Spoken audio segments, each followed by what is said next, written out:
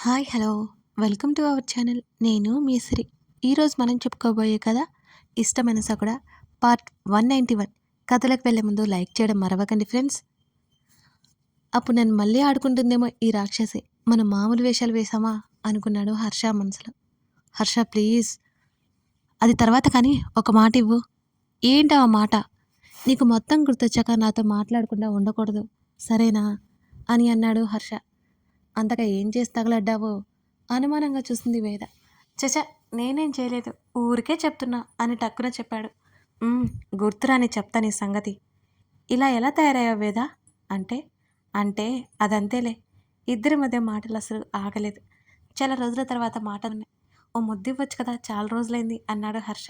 "నాకు ఇంట్రెస్ట్ లేదు. ఛీ, నా బ్రతుకు కింగ్ లాంటి వాడిని ఎలా మార్చేసింది." అతను గొనగడం వినిపిస్తూనే ఉంది. ఆమె పెదవులు బిగబట్టి నవ్వాపుకుంటూ అతను ఆమెను చుట్టుకుని నిద్రపోయాడు. కాసేపటికి అతనితో తన ప్రేమ ఆమెకు తెలుసుకోవాలని చాలా ఆరాటంగా అనిపించింది. అప్రయత్నంగా అతని వైపు చూసింది. ఈ మధ్యకాలంలో నిద్రలేని వ్యక్తిరా గాఢ నిద్రలో ఉన్నట్టున్నాడు. నెమ్మదిగా అతని పెదవుల మీద ముద్దు పెట్టుకుని దూరం జరిగింది వేద. ధరణి కాస్త కోలుకుందని అర్థమవుతుంటే రేవతికి కొత్తగా ప్రాణం పోసుకున్నట్టు అనిపిస్తోంది ఇప్పుడిప్పుడే. ఆమె ఆతృతగా కూతురు దగ్గరికి వచ్చింది. కూతురిలో కదలికలు స్పష్టంగా కనిపిస్తుంటే కూతురు చేతులు పట్టుకొని అలా కళ్ళు మూసుకుంది రేవతి. ఒక్కగానొక్క కూతురు అలా అయిపోవడంతో ఒక్కసారిగా ఆమెకి ఇంకో 10 ఏళ్ల మీద పడ్డట్టు అయిపోయింది ఆమె పరిస్థితి. తన అత్త ముఖంలో ఆ రోజే గగన్ సంతోషం చూస్తున్నాడు. ధరణి మామూలు అయిపోతుందని అతనికి నమ్మకం ఉంది. కానీ అతనికి మరో పెద్ద సమస్య అప్పుడే మొదలైనట్టుంది. ధరణి లేచాక అసలు ఎలా రియాక్ట్ అవుతుంది? ఆమె ఇంకా అదే ట్రోమాలో ఉంటుందా? జరిగిందంతా ఆమెకి గుర్తుంటుందా? తను మామూలు అయిపోతుందా? అసలు ఎందుకు ఇదంతా చేసింది? గగన్ తన మావయ్య పిలుపుకి ఆలోచన నుంచి అతను బయటకు వచ్చాడు. "ఏంటి మావయ్య?" అని అడిగాడు. "నేను మీ అత్తని ఇంటికి తీసుకెళ్ళి సాయంత్రం తీసుకొస్తాను" అని ప్రతాప్ మాట్లాడుతుంటే, "లేదండి, నేను రాను." ధరణి లేచి నా కోసం చూస్తుంది. కూతురు చేతిని పట్టుకుని చెప్పింది రేవతి. ఆమె మాటలు విన్న వారికి ఒక్కసారిగా జాలి ముంచుకొచ్చింది. "అత్త, లేచినప్పుడు నేను కాల్ చేస్తాను. ఇంటికి వెళ్ళి కాసేపు రెస్ట్ తీసుకునిరా" అతను తగ్గు స్వరంలో చెప్పాడు. రేవతికి ఎంతకీ ఒప్పుకోలేదు. గగనిక ఏం మాట్లాడలేదు. ఉదయాన్నే తన కౌగిలిలో ఆదమరిచి నిద్రపోతున్న వేదను చూసి అతనికి పెద్ద భారం తీరిపోయినట్టు అనిపించింది. కాసేపటికి మనిషిని అల్లాడిస్తుంది రాక్షసి అని అనుకున్నాడు మనసులోనే. "వేదు, లేవవాయిక, పొద్దున్నే లేచి ఎంత డిసిప్లిన్గా ఉండేదానివో, ఇప్పుడు చూడు రివర్స్ అయింది మొత్తం." అతడు కావాలనే ఆమెకు వినిపించేలా అన్నాడు ఆ మాట. ఆమె చెయ్యి మళ్ళీ అతని నడుము దగ్గరికి వెళ్ళి గిల్లింది. "రాక్షసి, నేను మనిషిని అనుకుంటున్నావా? ఏమనుకుంటున్నావు? ఆ గిల్లుడేంటి?" అని అరిచాడు. "ఇప్పటి నుంచైనా ఆలోచించి మాట్లాడు, సరేనా?" ఆమె నెమ్మదిగా కళ్ళెత్తి చూసింది. "ఏడ్చావులే, నేను వెళ్ళాలి బయటికి, వదలండి మేడం" అన్నాడు. అప్పుడు చూసుకుంది అతని మెడ చుట్టూ ఉన్న తన చెయ్యి. "ఎక్కడికి?" అని అడిగింది. "నన్ను కూడా తీసుకెళ్ళొచ్చు కదా." "అవసరం లేదు." "ఏం? నువ్వు వెళ్ళడం వల్ల ఏమైనా ఉపయోగం ఉందా?" "నేను అంతే" అన్నది వేద. ఆమెకు దండం పెట్టి, "అది కాదు, నాకు వేరే పనుంది, వెళ్ళాలి. నెక్స్ట్ టైం తప్పకుండా తీసుకెళ్తాను" అని కాసేపు నచ్చజెప్పి బుజ్జగించి పొద్దున్నే హాస్పిటల్కి వెళ్ళి వచ్చాడు హర్ష. ఆమె గబగబా అతని ఫోన్ తీసుకుంది. గగన్ నెంబర్ కోసం ఆమె వెతికింది. లక్కీగా అతని నెంబర్ దొరికింది. ఆమె క్షణమైన ఆలస్యం చేయకుండా అతనికి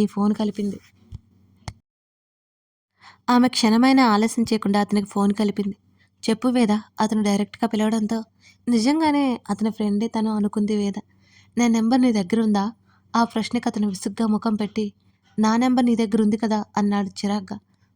సర్లే, హర్ష వచ్చాడు కానీ నీ దగ్గరికి వస్తున్నాను అని చెప్పాడు, నిజమేనా" అని అడిగింది.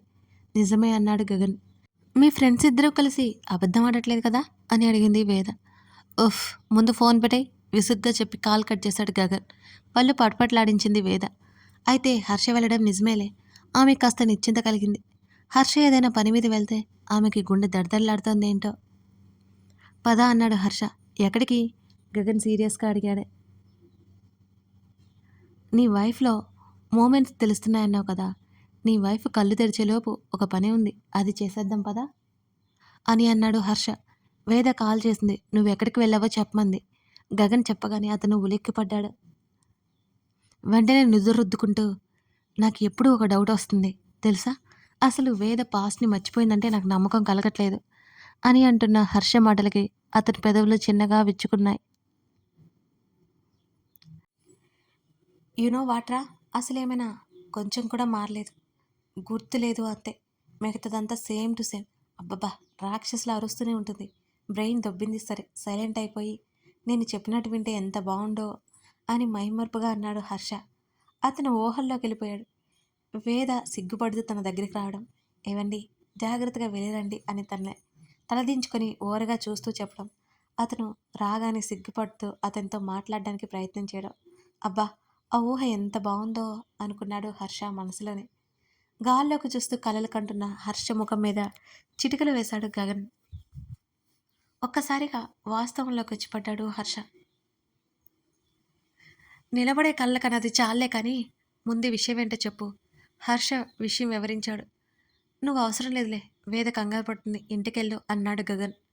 నువ్వే అవసరం లేదు, యాక్చువల్లీ నేనే వెళ్ళాలి, కానీ మీ ఇద్దరు శాడిస్ట్ లాగా నన్ను పీడిస్తున్నారని నీ దగ్గరికి వచ్చాను అని హర్ష విసుక్కున్నాడు.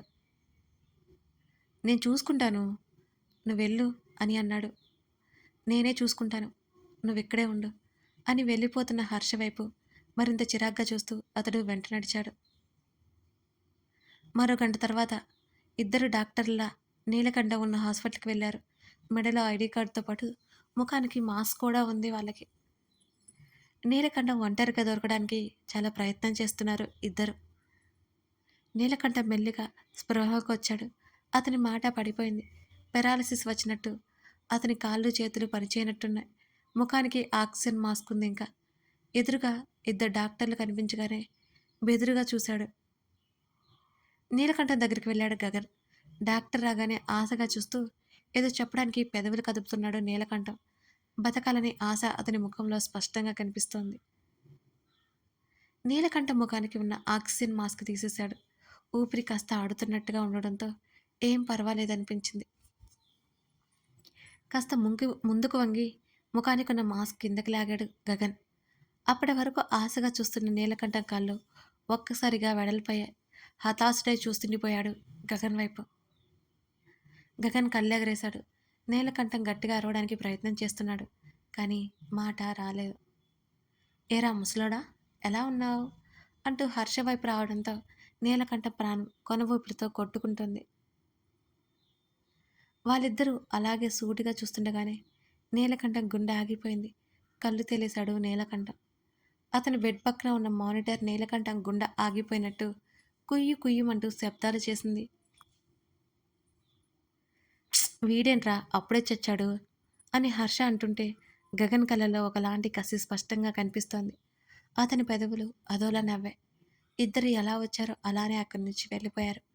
ఆ రోజు సాయంత్రానికల్లా నీలకంఠం పోయినట్టు న్యూస్ ఛానల్స్ మారు మోగిస్తున్నాయి. నన్ను తీసుకెళ్తావా లేదా? వేద హర్షని బ్రతిమాలుతుంది. అనడం కంటే బెదిరిస్తుంది అంటాం కరెక్ట్. అబ్బా వేద, ఆ అమ్మాయి పూర్తిగా స్పృహలోకి వచ్చాక తీసుకెళ్తానని చెప్పాను కదా, నువ్వు మళ్ళీ డిస్టర్బ్ అవుతావు, అర్థమవుతుందా? వేద చెంప మీద చేయి వేసి నచ్చచెప్పడానికి చూశాడు హర్ష. హర్ష, ఆ రోజు తను నన్ను చూడడానికి వస్తే అసలు నేను మాట్లాడలేదు. చాలా అమాయకంగా చూస్తుంది నా వైపు. మన గగన్ వైఫ్ కదా, ప్లీజ్ నేను తనని చూస్తాను హర్ష.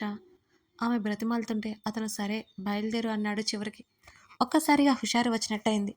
డ్రెస్ చేంజ్ చేసుకుని రెడీ అయిపోయింది వేద. వదిలైన ఆమె బట్టలు మరింత చిక్కిపోయిన ఆమె శరీరాకృతి చూస్తూ హర్ష గాఢంగా నిట్టూర్చాడు. ఒక్కసారిగా ఆమె దగ్గరికి వెళ్ళి కౌగిలించుకున్నాడు హర్ష. హర్ష, ఆమె పిలుస్తుంటే అతనేం మాట్లాడలేదు. అతని చెయ్యి ఆమె తల వెనుక నిమురుతూనే ఉంది. అతని ఫీలింగ్ ఏంటో అర్థమైనట్టు ఆమె రెండు చేతులు అతని చుట్టూ వేసి మౌనంగా ఉండిపోయింది. కాసేపటికి ఆమె నుంచి దూరం జరిగాడు హర్ష. నేను కారు దగ్గర ఉంటాను, ఆంటీకి చెప్పురా అని హర్ష బయటికి వెళ్ళిపోయాడు. అతని ప్రేమలోతు రోజు రోజుకి తెలుస్తోంది. హర్షతో పాటు బయలుదేరింది వేదవతి. ధరణి కదులుతోంది. ఆమె చెయ్యి మరింత అసహనంగా బెడ్ మీద అటు ఇటు తడుముతోంది. డాక్టర్స్ చెక్ చేస్తుంటే వాళ్ళని రిక్వెస్ట్ చేసి మరీ అక్కడే ఉన్నాడు గగన్. ఆమె కళ్ళు తెరిస్తే భయపడుతోంది. తను దగ్గర ఉండాలని అతని ఫీలింగ్. ఆమె కనురెప్పలు తెరుచుకోవడానికి ప్రయత్నం చేస్తుంటే ఆమె కనుగుడ్డు అటు ఇటు కదులుతోంది. రిలాక్స్ ధరణి, రిలాక్స్. డాక్టర్స్ మరింత నెమ్మదిగా ఆమెను పిలుస్తూ ఆమె ఒత్తిడికి గురవకుండా చూసుకుంటున్నారు. అతను పుట్టినప్పటి నుంచి ఎప్పుడూ లేనంత ఆతృత ఆమె కళ్ళు తెరవడం కోసం ఉంది అతనిలో. గగన్ కాస్త దూరంగా ఉండి ధరణి వైపే చూస్తున్నాడు. ఆమె నోటి నుంచి చిన్న అరుపు. ఆమె కుడి చేయి తల మీదకు చేరింది. ఆమె కనురెప్పలు మరింత నెమ్మదిగా కదులుతున్నాయి. ఎంత భారమైన కనులను మరింత నెమ్మదిగా తెరిచింది. ఆమె పెద్ద పెద్ద కళ్ళు సరిగ్గా తెరుచుకోలేదు. మరలా ఆమె కళ్ళు వాలిపోతున్నాయి. రిలాక్స్ ధరణి, రిలాక్స్. డాక్టర్ మరోవైపు చెప్తూనే ధరణి అంటూ మళ్ళీ పిలిచాడు. ఊ ఆమె నెమ్మదిగా మూలిగింది. ఆమె లేవడానికి, కళ్ళు తెరవడానికి ప్రయత్నం చేస్తుంది కానీ ఆమె వల్ల కావడం లేదు. ఆమె శరీరం అంతా విపరీతమైన నొప్పి కలుగుతున్నట్టుగా ఉంది. తల నిండా సూదులు గుచ్చినంత బాధగా ఉంది. అన్నిటినీ చూస్తుండగానే గగన్ చెయ్యి అతని మొహమంతా అప్రయత్నంగా తడుముకుంది. ఎప్పుడూ లేనంత కంగారు స్పష్టంగా అతని ముఖంలో బహిర్గతమవుతుంది. అతను పాకెట్లో ఉన్న కర్చీఫ్ తీసుకుని మళ్ళీ ముఖం తుడుచుకున్నాడు. ధరణి పైకి లేవడానికి ప్రయత్నం చేస్తుంటే ధరణి లేవద్దు, డాక్టర్ పక్కనే ఉండి చెప్పాడు ఆమెకి. ఆమె అయినా అతని మాటలు వినిపించుకోలేదు, పట్టించుకోలేదు. అంటే మెల్లిగా లేవడానికి ప్రయత్నం చేస్తుంది. ఆమె ఎంత కష్టపడినా శరీరం సహకరించడం లేదు. పైకి ఎత్తిన ఆమె మెడ భుజాలు మళ్ళీ వెనక్కి వాలే. ఆమె చేయి ఎదురుగా చాపి చేత్తోని పిలుస్తున్నట్టుంది. ఆమె కళ్ళు తెరుపులు పడట్లేదు. ఆమె ఒత్తిడికి గురవకుండా డాక్టర్స్ నెమ్మదిగా ఆమెతో మాట్లాడుతున్నారు. బావా! ఆమె నోటి నుంచి అస్పష్టంగా వచ్చిన పిలుపు అతని గుండెని నొక్కిపెట్టి వదిలినట్టు అనిపించింది. అతడు ముందుకొచ్చాడు. ధరణి చేయి చాపి అతన్ని పిలుస్తున్నట్టుగా కళ్ళు మూసుకొని చేతిని కదిలిస్తోంది. ఆమెను గబాలను తన హృదయానికి హత్తుకోవాలనిపిస్తోంది అతనికి. ఏం భయం లేదని చెప్పాలనిపిస్తోంది. ఆమె కళ్ళు తెరవడం కోసం అందరూ ఆతృతగా చూస్తున్నారు. ఆమె నెమ్మదిగా కళ్ళెత్తి చూసింది. ఆమె చూపులు సీలింగ్ వైపే ఉన్నాయి. అందరికీ ఒకలాంటి నిశ్చింత కలిగింది. మరలా ఆమె కనులు వాల్చి మరోసారి చూడాలని ప్రయత్నం చేసింది. బావా! ఈసారి ఆమె ఒక్కసారిగా గట్టి కేక పెట్టింది. అందరూ ఉలిక్కిపడ్డారు ఆమె కేకకి. ఆమె 2 చేతులతో తల పట్టుకుంది నొప్పి పుడుతుంటే. గగన్ ఊపిరి బిగబట్టి ఆమెనే చూస్తున్నాడు. ధరణి ఏమైంది? డాక్టర్ అడుగుతుంటే ఆ ప్రశ్న తనకి వినిపించుకున్నట్టే బావా, బావా, అమ్మా, అమ్మా అంటూ గట్టిగా కేకలు వేస్తుంది. ధరణి నీకేం కాదు, నీకేం కాలేదమ్మా. పక్కనే ఉన్న డాక్టర్ ఆమెకి నచ్చజెప్పడానికి ప్రయత్నం చేస్తున్నాడు. వాళ్ళని అవతలికి లాగి ఆమె దగ్గరికి వెళ్ళాలనిపిస్తుంది గగన్కి. అతనిలో ఓపిక చచ్చిపోతోంది. ఆమె అరుపులకి ఆపలేదు. ఇక ఉపేక్షించి లాభం లేదని డాక్టర్ తోసుకొని మరి ఆమె దగ్గరికి వెళ్ళాడు గగన్. ధరణి, ధరణి అతను పిలుస్తూనే ఆమె పక్కనే కూర్చొని ఆమె తలని దగ్గరికి తీసుకున్నాడు. ధరణి ఎటో చూస్తోంది. ధరణి నీకేం కాదు, నీకేం కాలేదు, ప్రశాంతంగా ఉండు, భయపడకు, నీకేం కాలేదు. అతను ఆమెని అనునయిస్తూ ఆమె భుజాలు పట్టుకుని నెమ్మదిగా లేవదీశాడు. బావా! ఆమె మాట్లాడడానికి ప్రయత్నం చేస్తోంది. ధరణి చెప్పు, నేను ఇక్కడే ఉన్నాను, ఇదిగో నీ పక్కనే ఉన్నాను. అతడెంతో ఆదుర్దాగా అడుగుతున్నాడు.